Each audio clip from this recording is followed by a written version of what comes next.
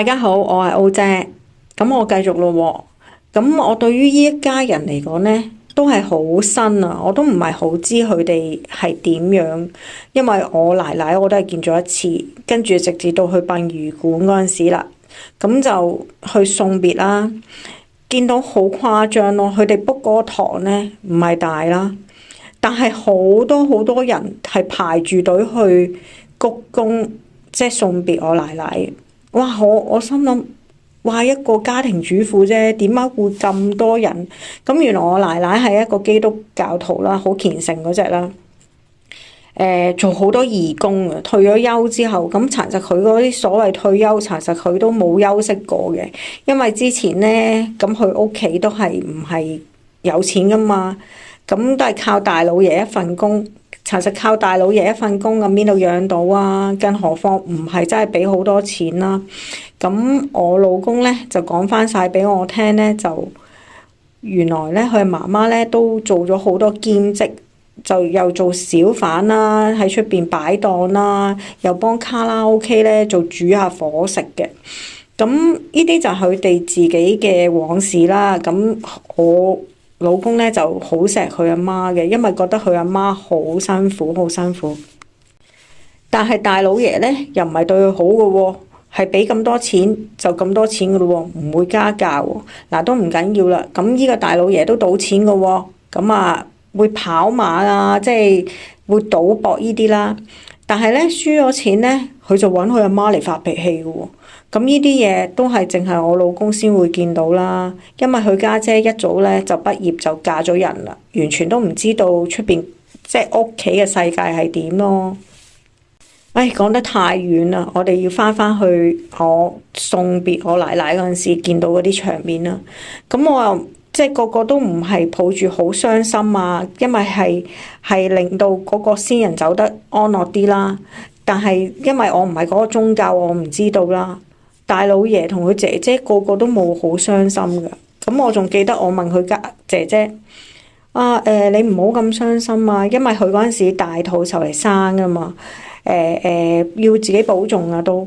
佢話啊，我 OK 喎，因為呢啲咧查實嘅對話咧，就會係我初初植入咗喺我內心，佢啲屋企人係點樣㗎？係去認識佢哋啲屋企人啊嘛。咁大老爺唔好講啦，我同佢冇乜對話嘅，因為啲感覺咧都唔係太好。咁冇辦法之下咧，咁我就要搬到去我老公嗰度一齊住啦，就3個人啦。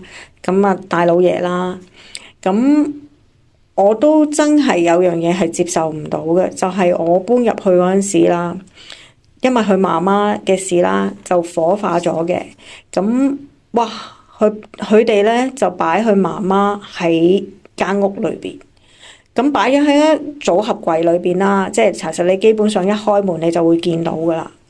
咁呢樣嘢咧係喺中國人社會，我覺得由我認知嘅，即係人同鬼都係分開噶嘛。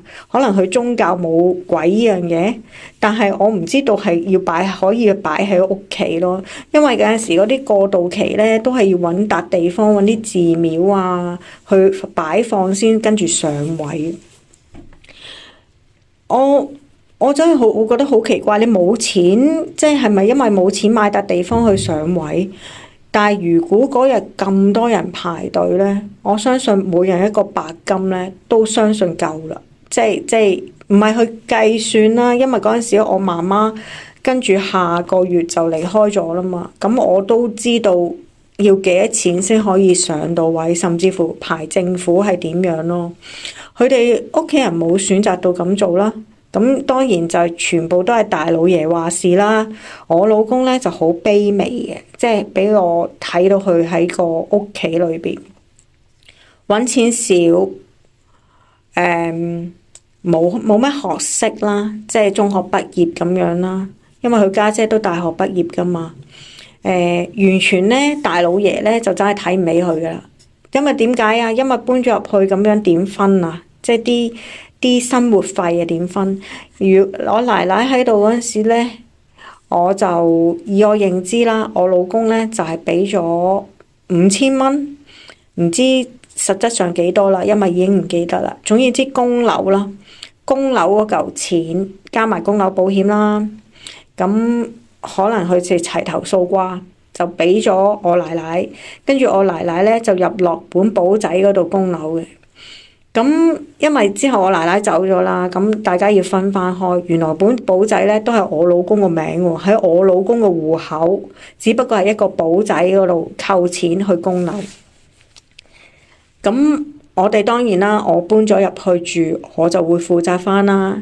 但係咧就好最搞笑嗰陣時，我啱啱都未搬入去住咧，我有聽到好多嘢嘅喎。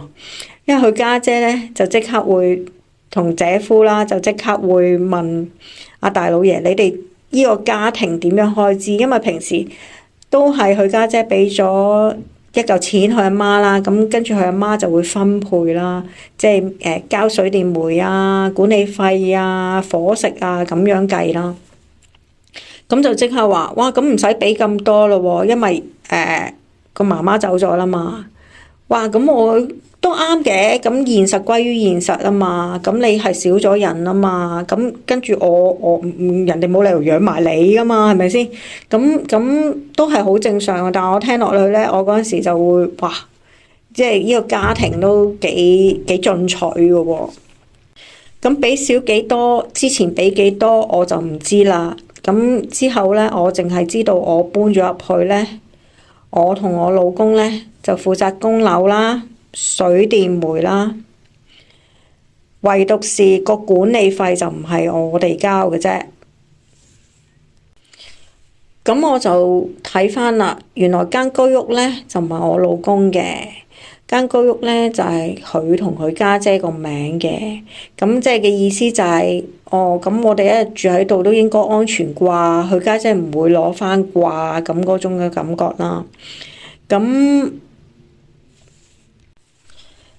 相處嘅好似冇乜問題咁樣嘅，即係大家分配好啲嘢。咁佢就自己一間房，咁啊成日會出咗街嘅，好多時都唔會喺屋企嘅。咁我就會喺屋企多啦，因為我返寫字樓工，咁我老公啊做 sales。咁你話習唔習慣？完全唔習慣啦。一來我奶奶擺咗喺度啦。咁我其實都一直都好驚㗎，即係因為呢樣嘢我自己都始終接受唔到，甚至乎就算佢係我自己嘅好親嘅人，即係我好親阿爺阿嫲啦，我都會有忌諱嘅，因為唔係我認知裏邊係咁㗎嘛，應該係要分開笪地方去每年都會去悼念佢㗎嘛。咁再生嗰個啦。咁啊大老爺咧，咁佢就成日都會出街嘅，咁啊一返嚟咧就會急急腳咁又走返自己間房啦。咁冇嘅，可能佢都係想俾多啲空間我哋啦，即係大家自己多啲空間啦。但係我就喺屋企嘅時間係比較多嘅，因為我老公咧就做 sales，咁佢啲時間咧都係比較長啦，返工。咁我就會覺得咁冇我自己，即係我煮飯啊，食唔食啊？唔食㗎喎，從來都唔會食過一餐飯，即係咁多年嚟嘅，冇話，即係冇喺屋企話食過一餐飯。佢完全好似獨立一個個體咁樣啦。但係久而久之咧，始終你都會覺得，哇！即係始終佢唔係奶奶，佢唔係一個女人。我自己喺屋企時間多，因為中途我老公咧又轉咗去做保安，咁佢返夜間，查查於我嚟講好驚啊！即係喂，我嫁俾我老公啫，我唔係嫁俾我老公嘅老豆啊嘛！即係同另外一個男人喺一間屋裏邊咧，確實有啲驚，而且我會。即係佢有人望下我啊，我都會覺得有啲驚喎。即係呢啲係好無形啦，咁查實亦都係好個人啦。咁再加上咧，佢真係好污糟喎，即係污糟嘅程度咧。喂，你大佬你喺廁所嗰度擤鼻嘅，我都知道嘅，你擤鼻嘅咁都好正常。但係擤完鼻係唔洗手嘅喎，咁你呢樣嘢我真係接受唔到咯。你跟住周圍揩間屋，即係，唉，都係嗰句啦。自己嗰陣時即係嘅條件啊，係好成日啲人就講你嘅條件，你嘅能力係咁啦，你就冇得揀啦，係咪先？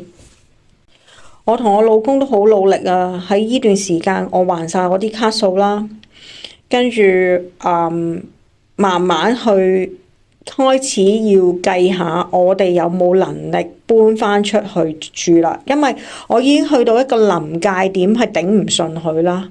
咁裏邊咧，查實都有好多其他嘅嘢，根本好難去講到自己嘅心情。咁唯有即係開始計數啦。咁嗰陣時嗰段時間都有8年9年噶啦。呢段時間我哋兩公婆好努力。咁好啦，計到諗住搬出去啦。但係依層樓咧，嗰陣時如果我哋搬出去咧，都仲有4年幾5年要供嘅。即係換句話講，如果我哋搬出去咧，都要供埋依層居屋。咁到我哋想搬出嚟嗰陣時咧，都成38、9歲，差唔多30、40歲咁樣嘅年紀噶啦。咁跟住再點發生呢？搬出去都唔係好容易噶，係好困難噶。下次再講。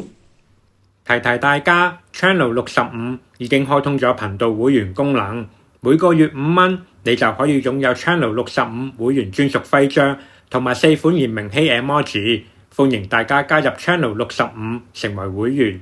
好啦，今集就講到呢度，我哋下次再見，拜拜。